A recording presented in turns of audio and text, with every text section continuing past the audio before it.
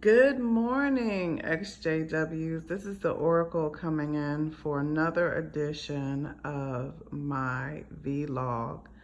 Thank you so much for joining me. Thank you for your comments on my last video. I just want to tell people that I never do videos for numbers or followers or anything like that. I have a, very high profile position, very financially secure. My reason for doing my videos is to awaken people and help people. So, if I get two people to watch my video, that's two people that I hope I have helped to think differently. So I just want to thank all the people that watched my video and all the people that reached out to me. And, I normally don't do videos that have a lot of citations and links and things like that, because my goal, and if you've watched any of my videos in the past, has always been about more of the philosophical and logical aspect for people just to ask real world, honest questions about the Jehovah Witness religion and the Watchtower Tract and Bible Society organization. So today we're going to get back into that format.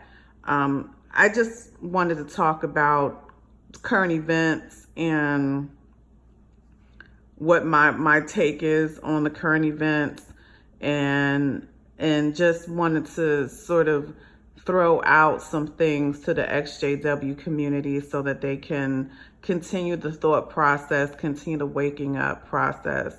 So today's topic is self-fulfilling prophecy. Did the Jehovah Witnesses actually predict their legal battles with the government? So if you've watched any of my other videos, or you kind of figure out where I'm coming from, I'm a person that likes to do comparative analysis. I like to talk about world religion and cults and things like that because I have been trained on it.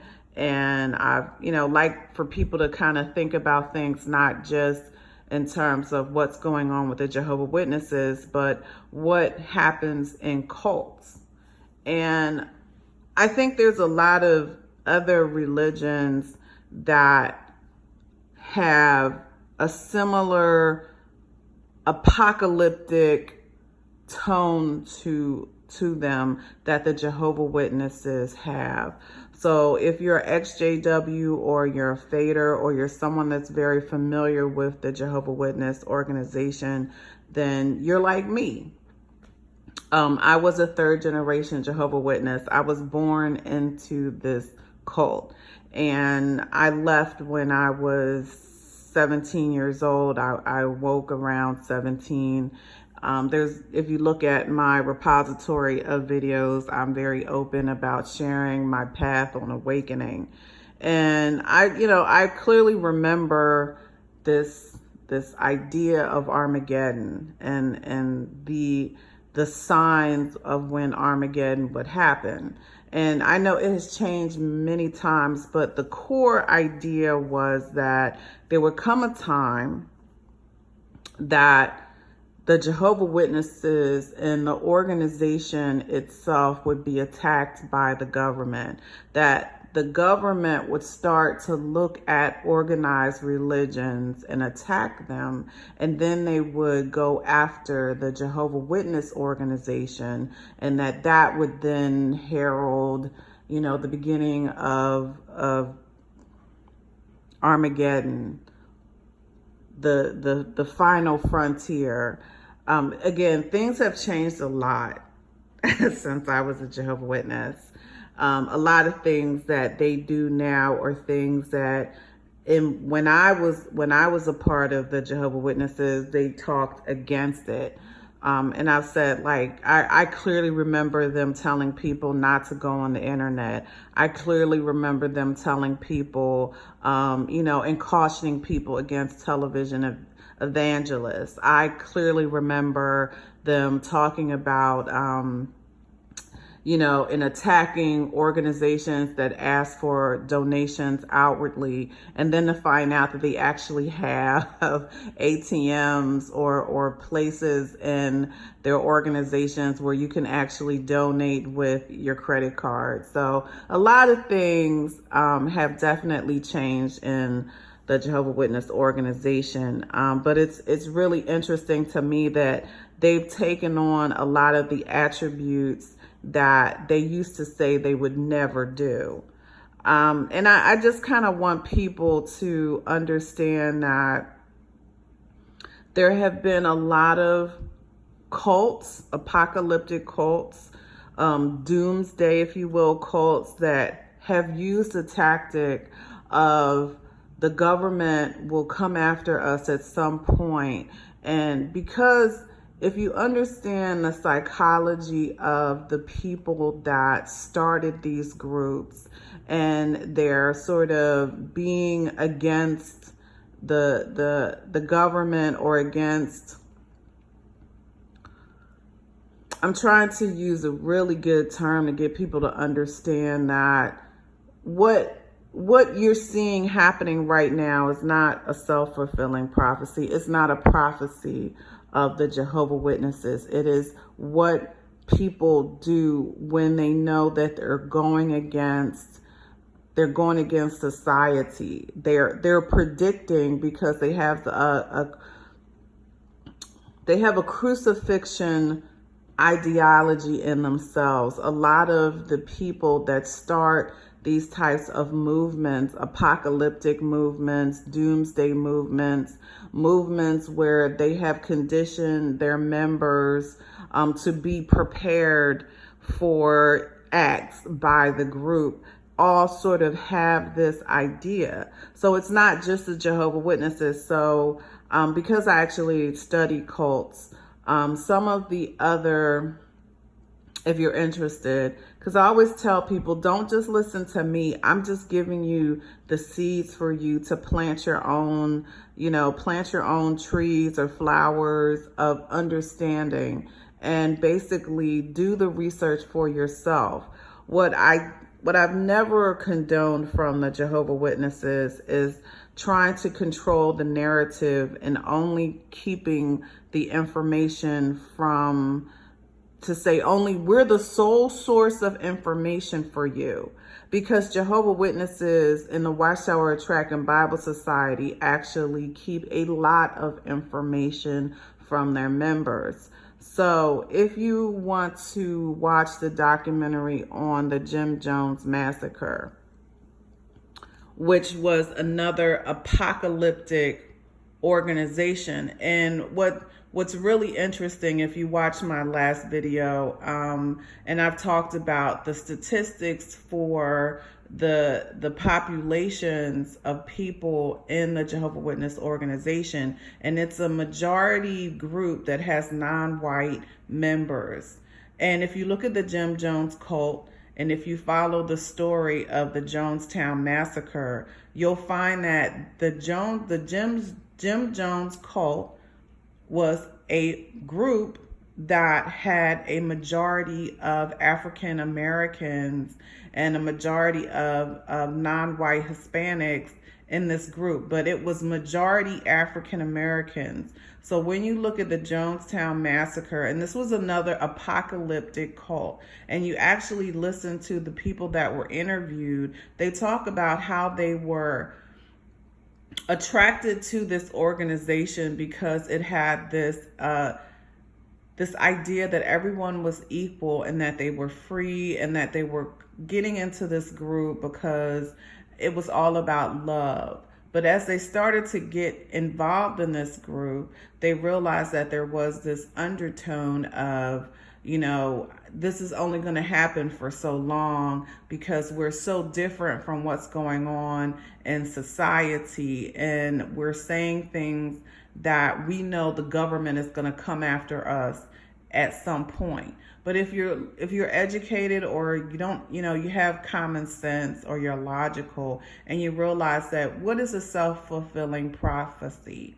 What happens? So you actually create a scenario that there is no other path that this is going to go. So if you are an organization that you actually say at some point the government's going to come after us because we are so different and we attack things about the government, so at some point the government's going to come after us, and that is going to herald when we're going to be called to action to do things that may not seem right to you. That is the exact thing that happened in the Jim Jones cult. It is not specific to the Jehovah Witnesses.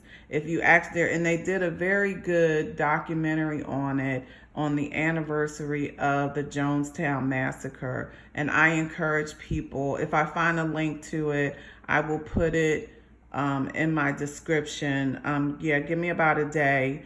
But in the Jonestown Massacre, that was the narrative that the leader actually continued to tell people. And so what happened is in the Jonestown Massacre, he actually got his followers to leave the United States and actually to go, I'm going to say it was somewhere in South America. So all these people were Africa. I'm not 100% sure, but it was outside of the country, and they were actually able to go to another country, and he bought up acres of land, and these people lived off of the land. They were prophesying that the government was going to come after them because they were walking in truth and they were purists, and they were living off the land. And newscasters were coming in and actually doing videos with them, but he was prophesying that they were this great group. And what happened is they found out that there were some things happening in the Jonestown cult, which was abuse of children and child marriages and pedophilia. And does this sound familiar to what's going on with the Jehovah Witnesses? I just want people to think.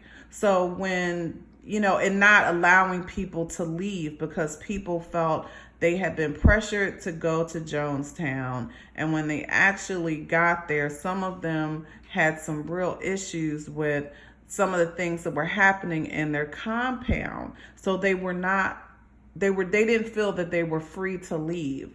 So what happened, and it's an awful situation, because they had been conditioned that there was going to be this final war with the government, that he got them because they believed that they were going to be taken care of, when they died. He got them to drink the Kool-Aid. And that's where the expression drinking the Kool-Aid comes from, because he actually laced, their drinks with poison. And it was to watch that documentary. And I read about it when I was studying cults, but to see, to the timeline and to talk to people who actually were in the Jonestown, were there at the massacre and got away, and people that were in this cult, and you hear from them, these are not people that knew that they were in a cult.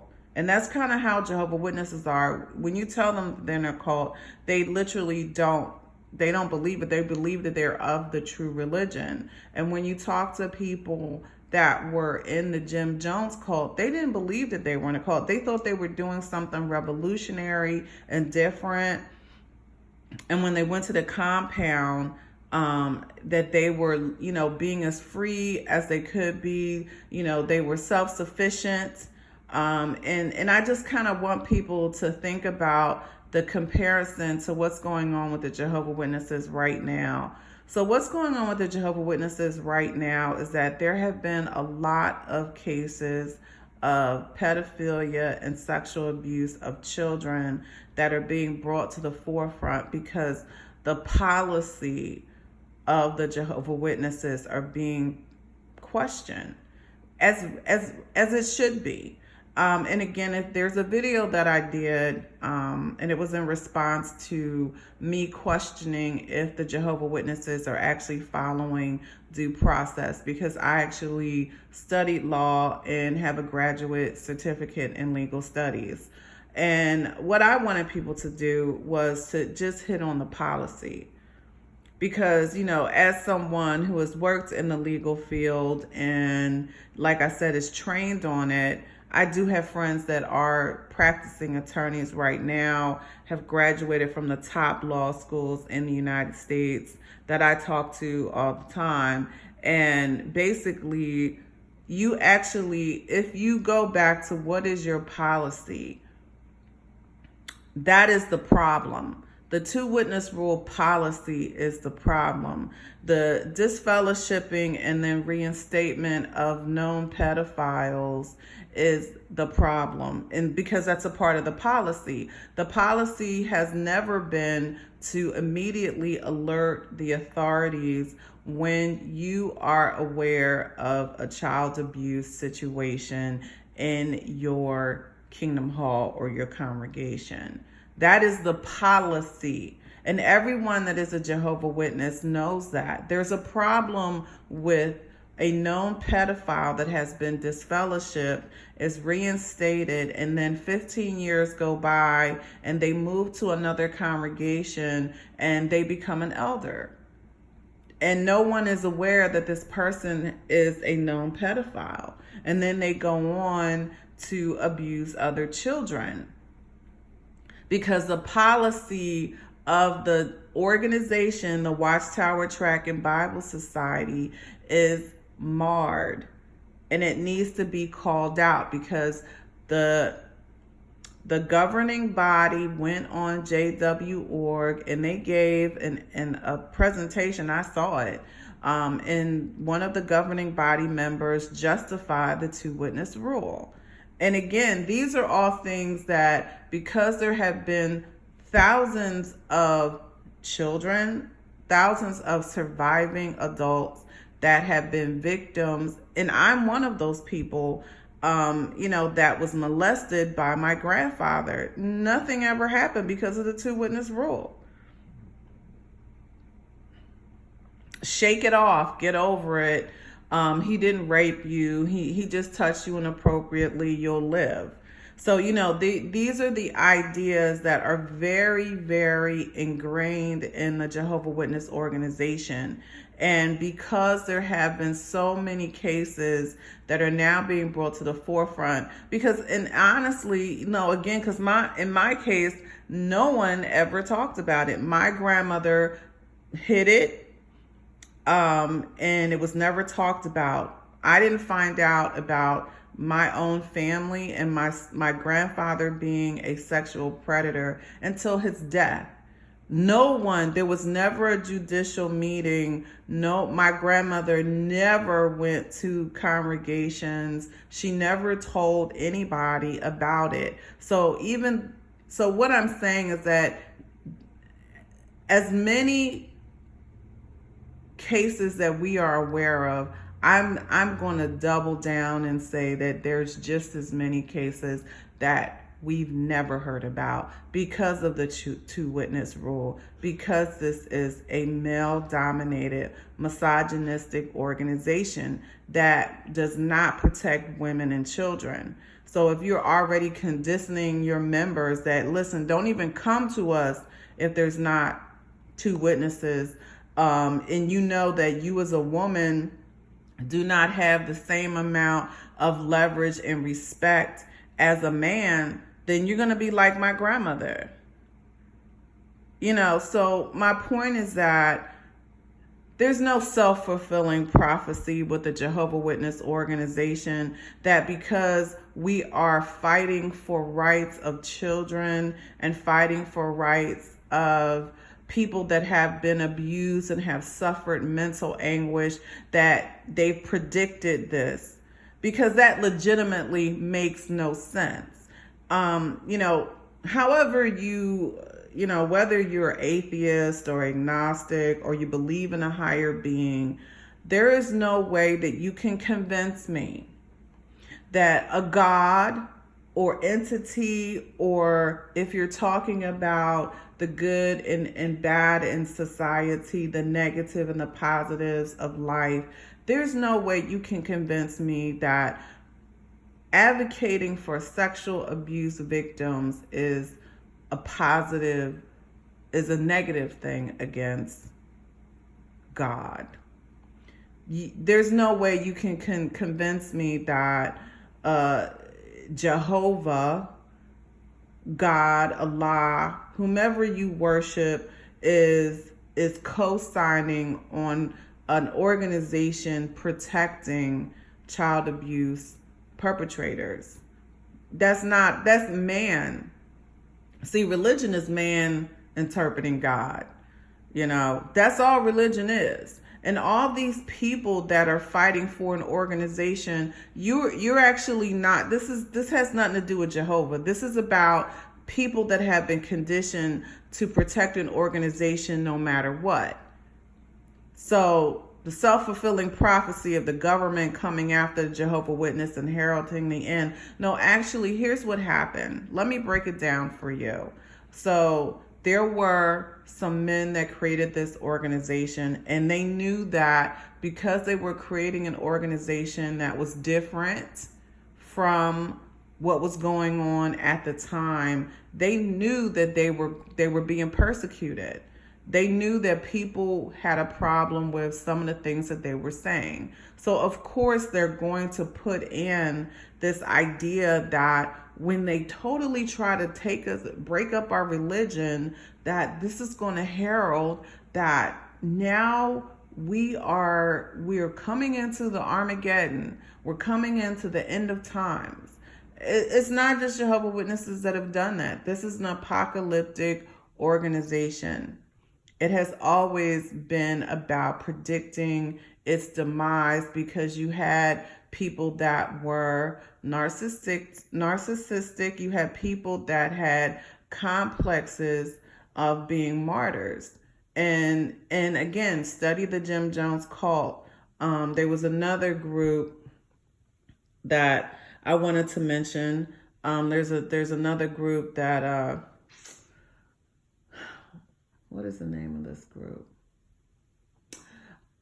I remember this group because this is when I was studying world religion, and this group, they committed suicide because they believed that they were from another planet. And look it up. Their name is totally escaping me at the time. I'm sure it'll come to me at some point. But there was another group that they committed mass suicide, and they had this prediction that at some point they would be called to elevate themselves to the next level. And they had isolated themselves from society, and then when they thought that they heard the sign, which was this star that they had saw, that had not been around in the universe for a long time, and they were able to see this star. Oh, I think it was called Heaven's Gate. I know I would get it. Heaven's Gate cult. Then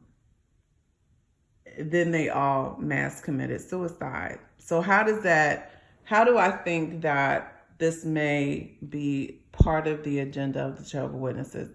I honestly don't think that all Jehovah Witnesses will be compelled to do some type of mass demonstration, whatever that is. But I think that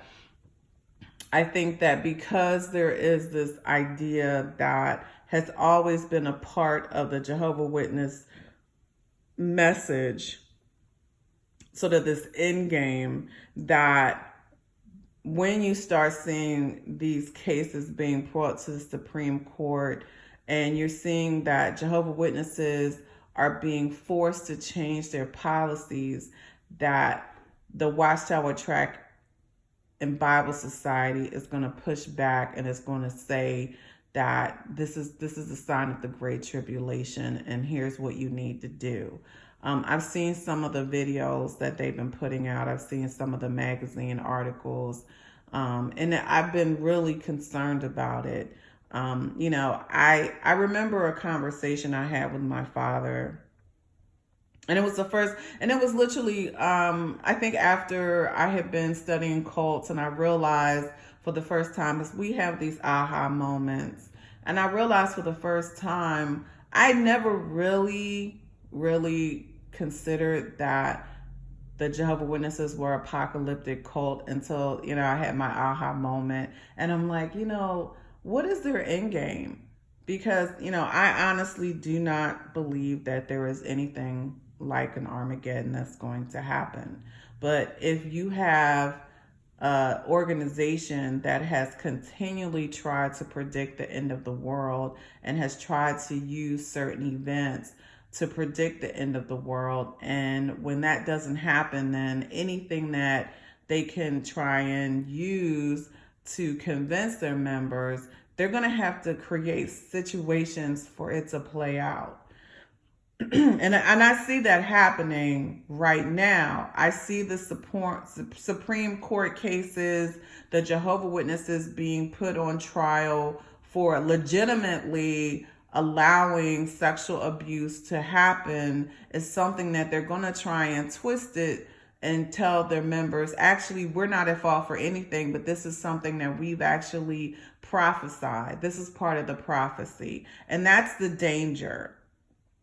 That's the reason I'm asking the question. Is what's happening right now in current events really a prophecy, or is it a problem that has been going on in the policy of the Jehovah Witnesses since inception?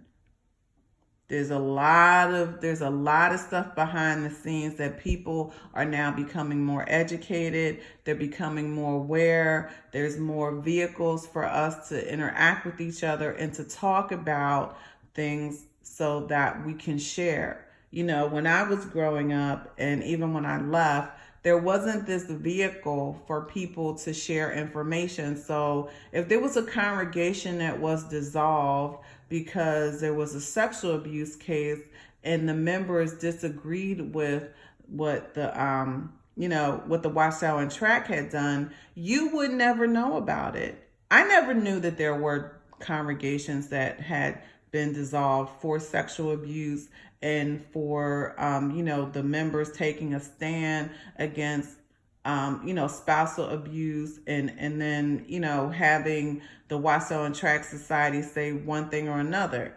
They hid that information. You didn't hear about murders happening in congregations because they controlled that information. Controlling the information has been a thing that made the Jehovah Witness organization victorious for a lot of years. And what's happened is that now that we are in the information technology age and we have vehicles like YouTube and we have the intranet, we can set up forums and share information. It has been to the detriment of the Watchtower Tract and Bible Society, because we have the evidence, we have the information, people are speaking out. So all of this self-fulfilling prophecy of, oh my goodness, we forecasted this, we knew this was going to happen. What is their end game?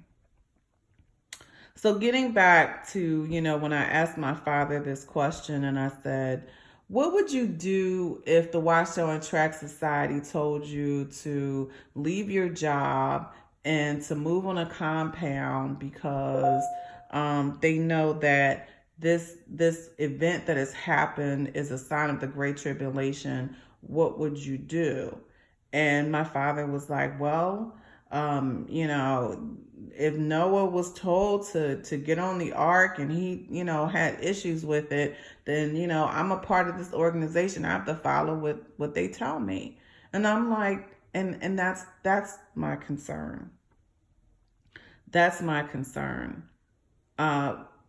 Sexual abuse and advocating for victims of sexual abuse, and there have been thousands that this organization has hidden and has not sent over to the authorities. And us advocating for that is not a sign that the government is after this organization, because this is proof that this is of God. No organization, no religious organization that hides sexual abuse and does not persecute the perpetrators of sexual abuse is of God. Let me say that again. There is no way that you can convince me that this is a true religion if it allows sexual and child abuse to happen in it. This is not sanctioned from Jehovah. This is about the Watchtower Tract and Bible Society that is a business that is trying to protect its business interests. If it was about people and it was about the majority of the members, which are women and children, they would be advocating for child sexual abuse victims. What is the Jehovah Witness organization actually arguing to the Supreme Court? They are hiding behind legal laws so that they don't have to turn over all of the child sexual abuse cases that have been brought to their attention. They do not want to turn over allegations of child sexual abuse to the police so that they can validate if they are legitimate or not. Is that advocating for women and children and even men that have been sexually abused and boys?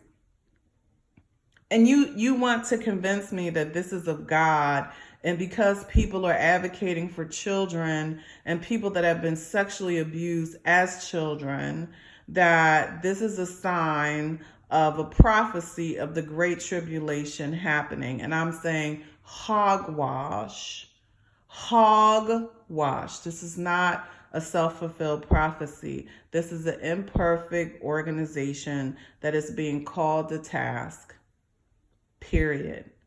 And I just kind of wanted people to realize that this is not the first group that has done that. But if this organization starts to tell you that you need to do things, like you need to give up your job, you need to sell your house, you need to go to a compound, you need to drink something, you need to follow instructions which may harm you, just remember that if it was of God, you would not have to do anything, that you would be protected. So I just want people to kind of think about the current events that are happening. This is not a self-fulfilled prophecy in the way that the Jehovah Witness organization is telling you. This is about an organization that has always been anti-government and has used that rhetoric as a way of presenting their apocalyptic message.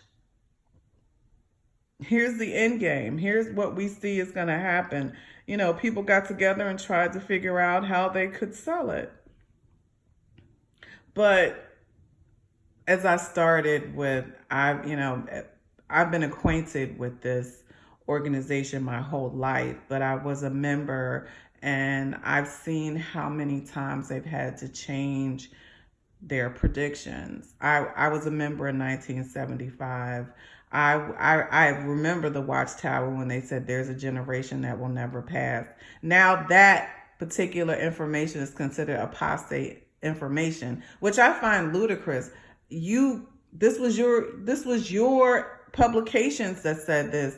So how are you saying that you're apostate? I mean, so you continually change things so that you can sort of explain away the missteps that you've made, and we can't mention those missteps because if we do, we're apostates. It's so convenient, it's so convenient, it's so ludicrous that people are like, no, here's what it is.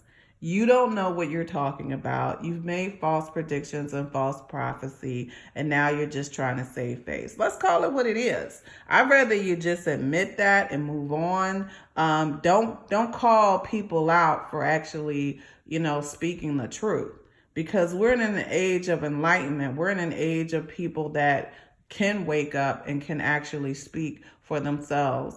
Society has changed, people have evolved, and we will continue to evolve as we become more educated. And that's the reason why I do my videos. I want to awaken people. Don't be afraid to ask the hard questions, because if it's a true religion, it should be able to answer questions where no human being is being violated or hurt. That's not a sign of a prophecy. That's a sign that you're a false religion. On that note, I'm going to end my Saturday morning. I hope everyone has a blessed day and continue continue the advocacy and continue the enlightenment, because doing that, you will be free. Thank you, and I look forward to talking with you soon.